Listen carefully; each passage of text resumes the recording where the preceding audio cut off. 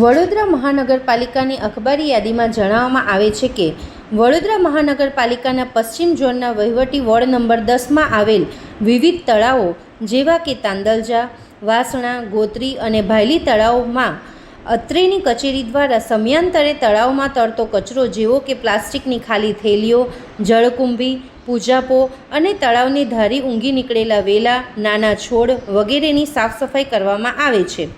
સદર સ્થળે સમયાંતરે થતી તળાવોની સાફ સફાઈ અંતર્ગત હાલ વહીવટી વોર્ડ નંબર 10માં આવેલ ભાયલી તળાવની સફાઈની કામગીરી હાથ ધરવામાં આવેલ હતી.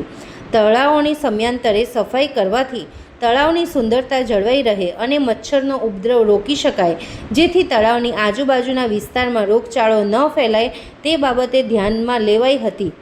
આ ઉપરાંત 1 ડે 1 રોડની કામગીરી અંતર્ગત વોર્ડની હદ વિસ્તારમાં આવેલી ભાયલી TP1 રોડની કામગીરી બંને બાજુની સાફ સફાઈની કામગીરી પ્રગતિ હેઠળ છે.